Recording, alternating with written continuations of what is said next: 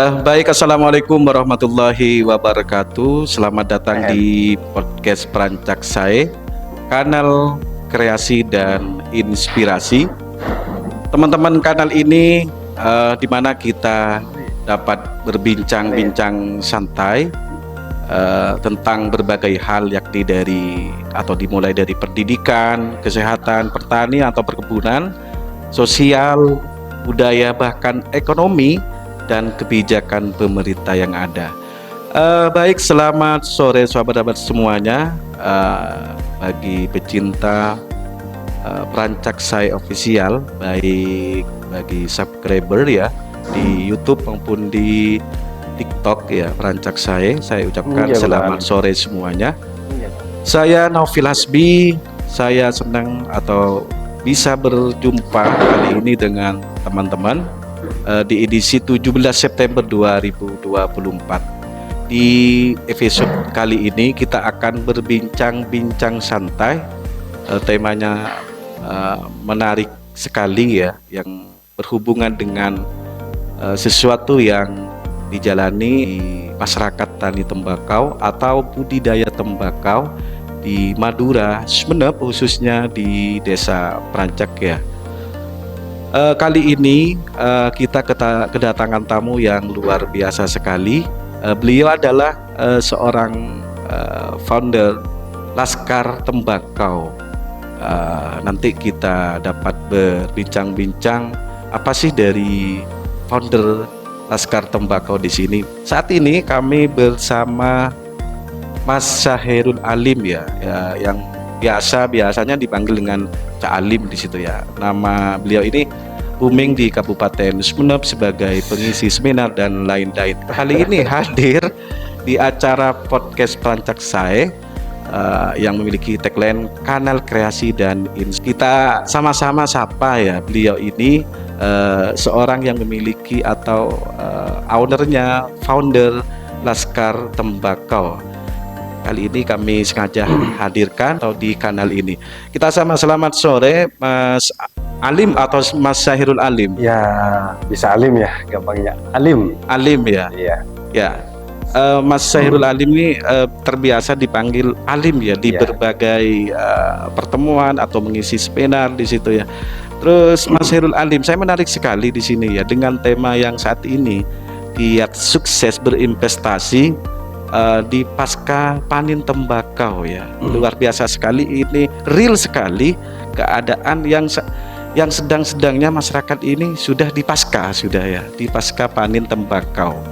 Nah, di mana berbudidaya tembakau di sini 2 tahun terakhir ini menjadi primadona bagi masyarakat tani karena hal-hal yang menjanjikan di sini. Nah, Mas Syahrul Alim, sebelum masuk tema itu saya pengen bertanya Mas Syahrul Alim. Ya, itu Mas Syahrul Alim ini seorang founder Laskar Tembakau di situ ya. Boleh bercerita sedikit? Ya, terima kasih Pak Novil atau Mas Novil, saya panggilnya Mas Novil saja. Iya, enggak apa-apa. Alhamdulillah, saya bersyukur bisa bersama-sama berbagi di podcast Perancak Saya ini, kanal kreasi dan inspirasi. Ini Laskar Tembakau ini merupakan berangkat dari kegelisahan petani-petani milenial saat ini, khususnya di Desa Perancak dan juga Desa Montorna. Jadi kenapa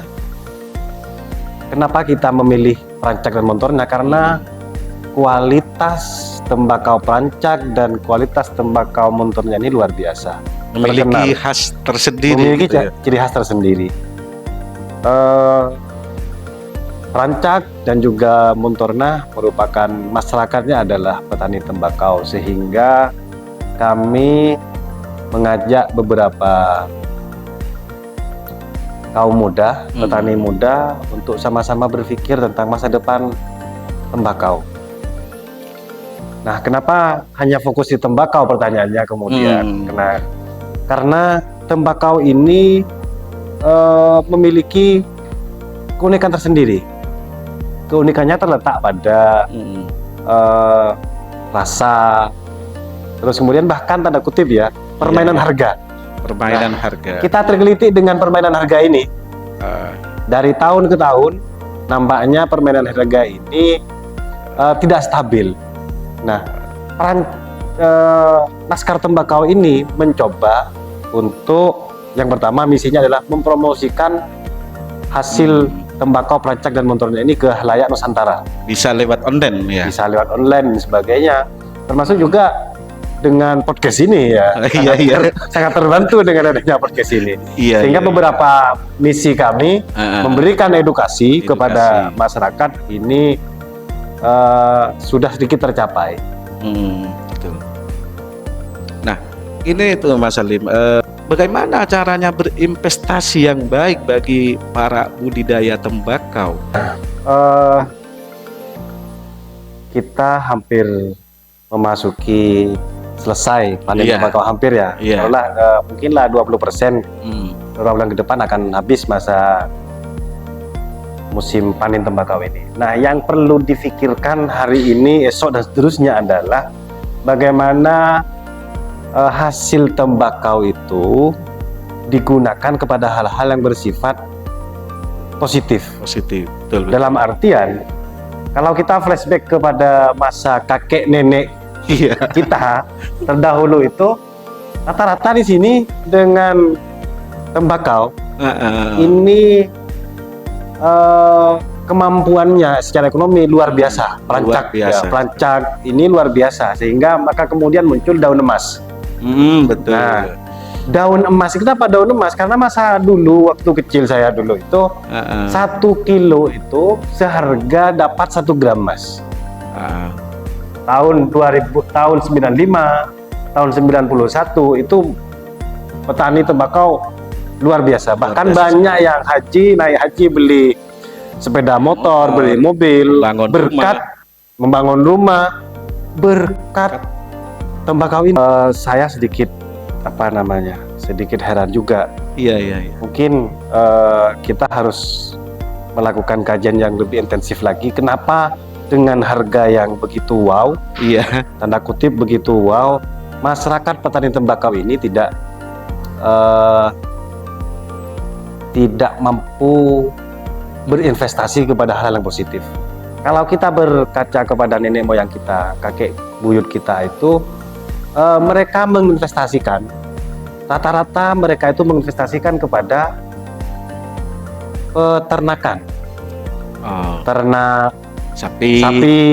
kambing dan lain sebagainya, bahkan juga ke emas. Nah, ini investasi yang dilakukan oleh orang tua kita terdahulu. Iya. Nah, saat ini apakah ini masih berlangsung atau tidak? Masih kurang tahu. Masih belum dilakukan kajian yang lebih intensif lagi. Cuman nampaknya memang investasi ini perlu digalakkan, edukasi tentang bagaimana mengelola keuangan pasca panen ini terus digalakkan. Nah, ini penting bagi kita selaku kaum muda yang menginjak tua untuk memberikan pendidikan manajemen keuangan. Manajemen keuangan. Biar ada kesinambungan berarti ya. Iya.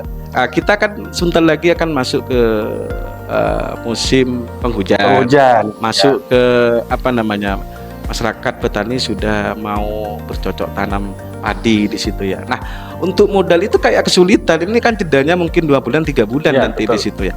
Berarti cara berinvestasinya tidak baik begitu, Mas Iya. Salim? Karena kalau investasi yang bagus itu ketika Iya, kita iya. membutuhkan ada gitu. Ada di situ ya.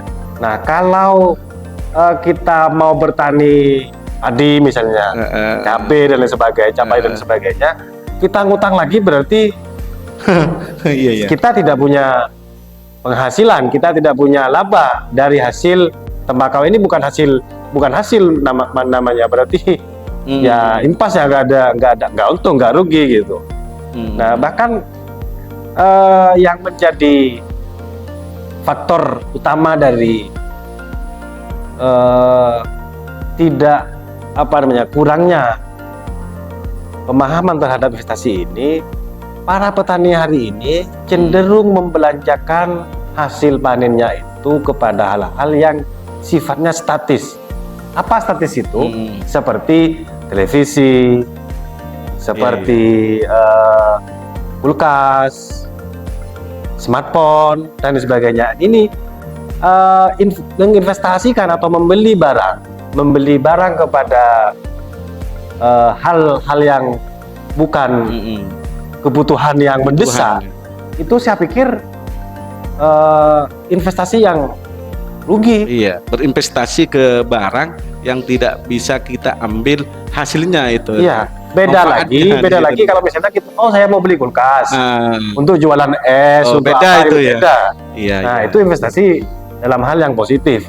Kalau misalnya saya mau beli smartphone yang harganya sekian gitu, Iya. maka beberapa bulan kemudian kan harga smartphone itu turun. Iya, iya. Belum lagi keluaran-keluaran yang baru itu dengan tipe yang baru, produk yang baru. Nah, sehingga investasi kepada teknologi ini kurang baik.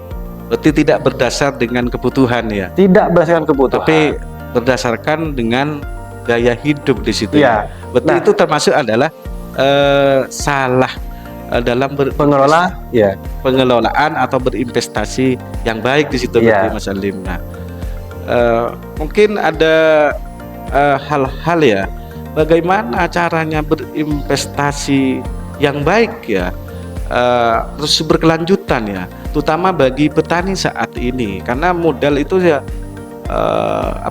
sangat sulit sekali itu ya, karena berangkatnya modal itu kadang dari kerjasama dengan pegadaian atau dengan pinjaman ke tempat-tempat yang lain di situ ya, agar itu tidak terjadi gali lubang tutup lubang itu ya. Mungkin ada hal-hal yang atau tips ya dari Mas Salim di situ ya.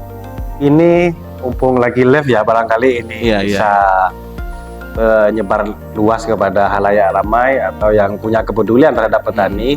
Nah, saya amati petani tahun-tahun sebelumnya, bahkan mungkin saat ini juga masih berlangsung, bahwasanya modal yang ditanam itu, modal yang dibutuhkan ketika petani itu berasal dari hutang piutang. Iya, betul. Iya, masih tetap seperti itu.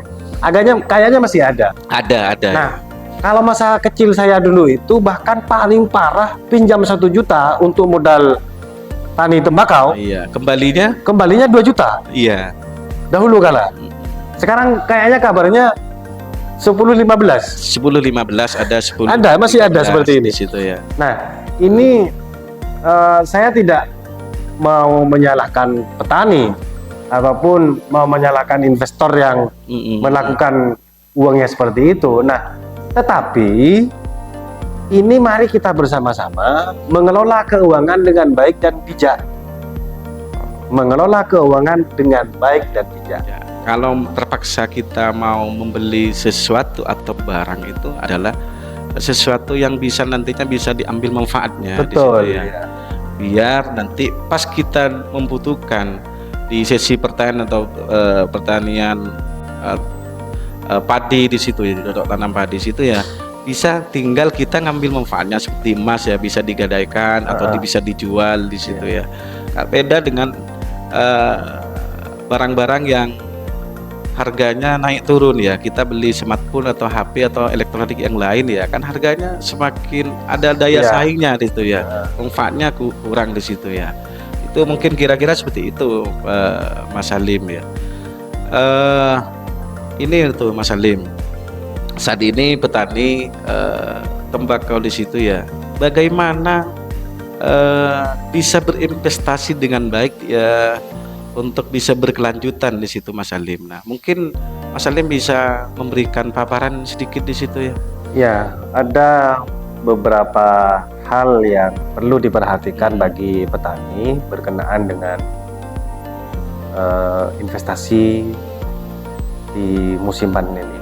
Nah, sebenarnya kalau menurut saya menyarankan investasi itu tidak hanya cukup ketika musim tembakau.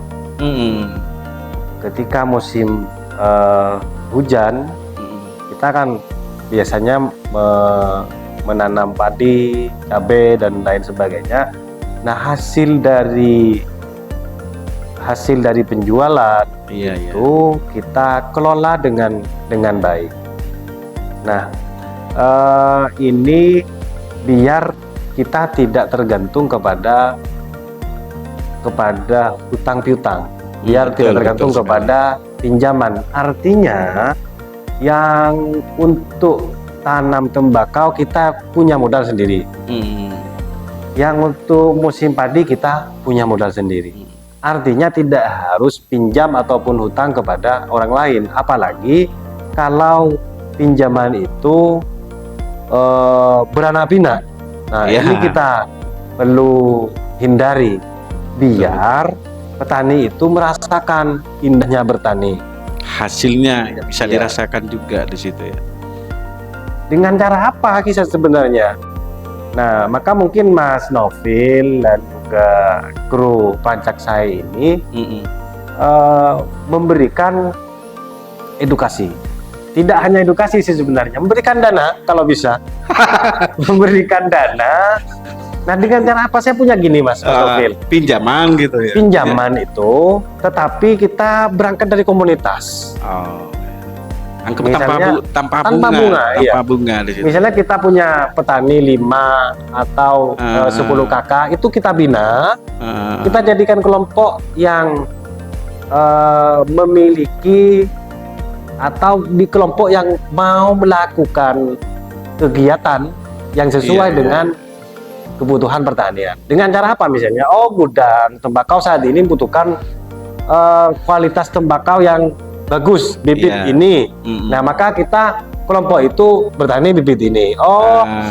Ke depan di musim padi ini butuh plotan, butuh bibit apa dan sebagainya, butuh beras organik. Nah, itu kita bina. Yang pertama, yang kedua, kita berupaya mencari investor. Bisa juga. Investor yang peduli terhadap petani, betul, yang peduli terhadap musibah, tanda kutip musibah yang dialami petani, lambat laun, insya Allah bisa. Ya, baik Mas Salim ya, untuk penonton ya, bahwa Prancaksai ini dituntut ya, tidak hanya kita menghadirkan seorang orang yang hebat ya, orang-orang yang bisa memberikan banyak kemanfaatan lewat edukasi ini ya, tapi kali ini narasumber bagaimana ini memberikan secara faktual gitu, seperti tadi itu ya, memberikan pinjaman modal ya. Nah, biar menjadi suatu pendidikan ya. Berarti kalau masyarakat bisa nanti pinjam di Prancaksai ya, dengan metode khusus nih tuh ya, bagaimana kalau pinjam ini nanti apa perencanaannya nanti ya, yang akan dikerjakan atau planningnya di situ ya. Nah, Mas Salim, kiranya di masyarakat Pasongsongan khususnya di Desa Prancak itu yang bisa dikelola hasil keuangannya itu mungkin hanya 2 itu Mas Salim, yaitu hasil tani tembakau dan hasil cabai, karena cabai ini sudah menjadi budaya ditanam ya. Kalau dulu itu kan tidak ada dengan harga yang luar biasa. Yang saat ini juga yang ada tanaman sangat bersahabat sekali ya. Ini butuh namanya budidaya juga seperti kopi di situ ya. Kalau kopi Prancak itu luar biasa di situ ya. Nah, dampak jika kita mengelola hasil uang dari pertanian atau perkebunan itu, dampaknya apa itu nanti Mas Salim? Apakah menjadi orang yang kaya itu atau gimana Mas Salim? Iya. Nah, ini pemikiran yang harus saya beri kesadaran penting ini. Jadi investasi itu tidak hanya berpikir saya kalau investasi yang baik dan benar maka akan kaya. Tidak seperti itu.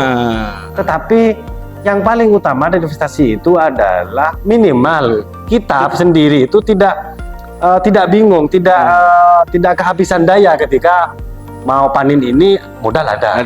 Di situ ketika mau panen itu modal ada. Syukur-syukur kalau kita bisa memberikan modal kepada orang lain. Iya, apalagi itu Pak Salim kita beli apa namanya ya, hewan di situ ya, Iya. sapi di situ ya, anak sapi di situ ya, bahasanya anak sapi ya. Kan semakin bulan kan nanti kan harganya semakin menjanjikan di situ Iya, ya. betul. Ya, saat ini di pasca panen tembakau kita beli hewan yang masih kecil atau anak sapi atau anak kambing gitu ya. 3 bulan kemudian atau 2 bulan kemudian masih penghujan itu kan kita bisa jual di situ ya. Iya. Berarti kan itu mungkin itu yang dimaksud dengan pengelolaan yang baik atau berinvestasi yang baik di situ ya. Berarti goalnya kita, tujuannya kita, kata Mas Salim itu dia tidak kita harus menjadi kaya itu nanti. Tapi ketika kita butuh di perjalanan profesi kita itu tidak bingung. Nah, itu mungkin yang dimaksud Pak Alim. Saya kira seperti itu juga. Nah, Mas Alim, nah kalau bisa berinvestasi atau bisa kelola hasil atau uang dari pertanian atau perkebunan di situ ya, apakah hanya di musim tembakau menjanjikan atau tidak menjanjikan? Nyenreng matura rapan pojur apa pese itu bisa kelola dengan baik. Nah pertanyaannya adalah kalau tidak, cuaca tidak membaik, nyenreng matura tak pojur, bagaimana cara, apakah bisa dikelola itu Mas Salim ya? Iya. Iya. Oke. Jadi bagaimana? Karena tembakau ini berkenaan dengan cuaca. Iya betul ya. Jadi di samping juga cuaca itu memberikan efek yang luar biasa terhadap kualitas tembakau. Jadi kalau misalnya hujan, tiba-tiba hujan, maka harganya makin anjlok. Efeknya adalah ketika harga tembakau anjlok, maka minimal itu impas, tidak untung tidak rugi. Iya betul. Nah, bagaimana kalau istilahnya bahasa Maduranya itu naus? Naus artinya gagal total dalam total panen tembakau ini. Nah, sehingga tidak ada hasil yang pun dikelola, tidak ya? ada hasil yang dikelola. Karena investasi itu pada dasarnya Mas Novil, kita mengelola hasil dari pertanian kita atau dari pekerjaan kita. Sisa dari uang itu, sisa dari upah kita atau penghasilan kita itu saving, disimpan. Bayar hutang, beli ini. Ya, setelah bayar hutang, setelah bayar modal dan sebagainya, kita punya ada lebihnya, maka kita belikan hal-hal yang bermanfaat yang positif, dibutuhkan ya? Yang positif. Nah, hal yang paling menunjang biar tidak terlalu banyak memakan pembiayaan untuk berikutnya, itu coba petani menginvestasikan atau membeli, bahasa gampangnya membeli peralatan pertanian. Sehingga tidak perlu sewa lagi, misalnya beli traktor, beli mesin, sehingga ini meringankan untuk musim-musim berikutnya. Atau kita simpan nih, kalau berupa koin atau berupa uang kita simpan di situ nih, ketika nanti butuh beli apa namanya ya, pertamak atau pertalite bensin di situ ya, ketika dibutuhkan dalam mesin pompa air itu ya, kupang itu ya. Betul. Nah, Mas Salim, tadi itu ada tentang pengelolaan hasil pertanian kita, baik perkebunan atau pertanian di situ ya. Nah, sekarang apakah butuh yang namanya manajemen juga, pengelolaan juga dalam pemrosesan perencanaan penanaman baik tembakau atau padi di situ, Mas Alim? Nah, ini mulai tadi kita berbicara masalah hasilnya, gitu ya. Nah, sekarang adalah bagaimana nanti hasil itu baik, gitu ya, baik dari budidaya tembakau atau padi, apakah butuh manajemen juga di situ biar kita menghasilkan kualitas atau hasil yang melimpah, bisa menjanjikan di situ. Apakah butuh manajemen bagi seorang petani tembakau atau seorang budidaya padi di situ ya? Ya. Ini pertanyaan ini sebenarnya hal-hal apapun, tembakau, padi itu, kalau ingin mendapatkan hasil yang maksimal, maka harus tahu ilmunya.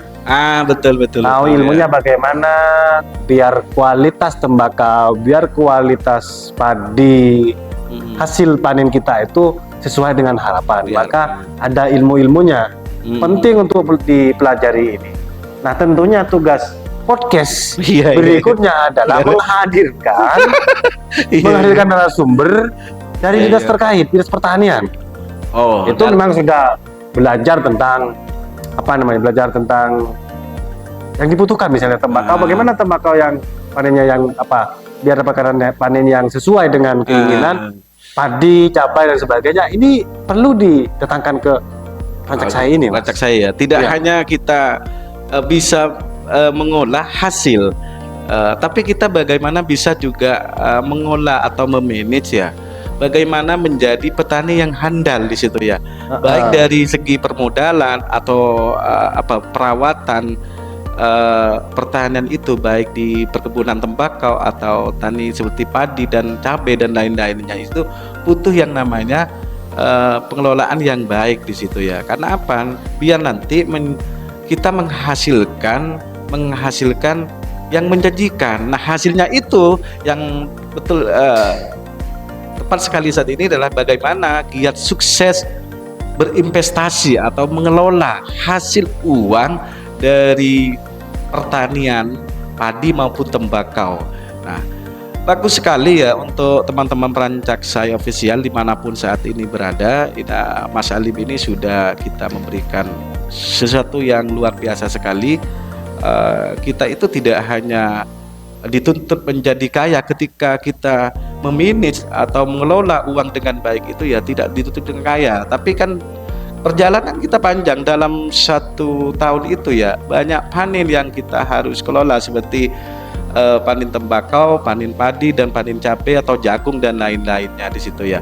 Mungkin hanya itu ya teman-teman perancak saya sebagai closing statement ya, untuk masyarakat petani tembakau tetap semangat ya. Kenapa ini Mas Salim ya? Keberlanjutan ini para petani tembakau itu kan yang minat itu adalah umuran 40 di situ ya, ke atas di situ ya. Bagaimana diperancak itu? Karena ini penyuplai yang luar biasa terhadap negara kita itu tembakau itu atau bea cukai di situ ya. Bagaimana ketahanan ini untuk generasi kita ini? Bagaimana mungkin ada statement yang positif atau motivasi untuk para petani muda di situ ya? Ya, baik. Saya sangat khawatir beberapa tahun ke depan, 10-20 tahun ke depan, pemuda tidak lagi bertani. Mereka memilih pekerjaan yang adem di perkantoran, bahkan juga di instansi. Nah, saya agak sedikit berkeyakinan 10 atau 20 tahun yang akan datang, maka tidak ada lagi petani. Nah, kenapa bisa demikian pertanyaannya? Nah, bagaimana cara mensiasatinya? Kuncinya cuma satu, buat petani bahagia. Buat petani bahagia. Nah, itu mungkin dari bersifat kebijakan pemerintah mungkin. Iya, betul. Dari pihak-pihak terkait. Ya, pihak terkait ya. Ya, yang punya kepentingan dengan pertanian. Misalnya di padi, tembakau, ada instansi yang punya kepentingan dengan hal itu, buat petani bahagia. Saya khawatir ke depan tidak akan ada lagi petani yang mau melakukan kegiatannya di persawahan. Ya, lebih memilih ke pekerjaan-pekerjaan yang ringan di tempat-tempat berteduh, di gedung di situ. Iya. Nah, kalau tidak ada seorang petani, bagaimana kita Mas Alim itu untuk Indonesia kita dari hasil dari tani, terutama itu istilahnya Padi, pangan itu ya, ketahanan pangan. Ketahanan pangan, bagaimana negara di situ ya. Berarti kita harus berpikir juga ya bagaimana generasi kita itu tetap cinta terhadap pertanian atau perkebunan ya, karena untuk menjadi ketahanan pangan di Indonesia. Nah, itulah ya, itu yang dikatakan Mas Salim berapa tahun kemudian ya, jika tidak ada kebijakan yang membuat para petani kita itu bahagia di situ ya, lambat laun para generasi kita itu ya tidak lagi meminat terhadap adalah ketahanan pangan di situ ya. Mungkin Itu Mas Salim ya, tentang topik kita hari ini itu giat sukses berinvestasi di pasca panen tembakau. Mungkin hanya itu Mas Alim yang Ya. dapat kita sampaikan di sore hari ini. Sampai ketemu lagi ya di sesi lain ya. Karena di sini Mas Alim, saya yakin Mas Salim ini tidak hanya membidangi di bidang pertanian saja atau pemerhati perkebunan ya. Nah, ya walaupun ini berangkatnya dari apa namanya ya, founder Laskar Tembakau. tapi beliau ini ya juga latar belakang pendidikan juga. Di Perancak Saya itu ya kita akan mengangkat isu-isu baik sebelum terjadi maupun setelah terjadi, baik di pendidikan, kesehatan, sosial, budaya, bahkan kebijakan pemerintah yang harus kita bedah bersama di situ ya. Atas kebijakan pemerintah bagaimana dirasa atau tidak di situ ya. Seperti halnya ini adalah masyarakat petani tembakau di tahun 2024 merasa puas, merasa bahagia atau tidak Mas Ali, mungkin seperti itu ya. Karena topiknya kita adalah cara berinvestasi ya, tunggu saja mungkin Mas Alim ini berkenan lagi di tahun ini 2024 masalah tembakau itu oleh masyarakat dirasa puas atau tidak di situ ya. Terima kasih sekali lagi Mas Alim yang Ya, sudah sama-sama. sudi memberikan berbagai hal, terutama cara pengelolaan keuangan dari hasil tani, Ya. khususnya adalah tani tembakau tahun ini. Terima kasih sekali lagi Mas Alim. Kita akhiri podcast ini. Terima kasih semuanya yang sudah menonton secara live maupun nanti menjadi langganan di YouTube, Subscribe ya. subscribe ya. Kalau di kalau di TikTok ya, jangan lupa tap layarnya, share berjauh itu ya. Karena apa ya tujuannya Perancak Saya Official ini, terutama di podcast ini ingin memberikan kemanfaatan ke banyak orang atas isu-isu yang terjadi khususnya di desa Perancak. Oleh karena itu bagi teman-teman ya ingin juga berbagi tentang berbagai hal ya. Tidak usah kalian itu di latar belakang ini, yang penting punya ilmuannya, punya cerita, boleh kita bergabung di Perancak Saya Official karena ini adalah kanal kreasi dan inspirasi untuk kita semuanya. Terima kasih sekali lagi, saya akhiri podcast ini. Billahi taufik wal hidayah. Assalamualaikum warahmatullahi wabarakatuh. Waalaikumsalam warahmatullahi wabarakatuh.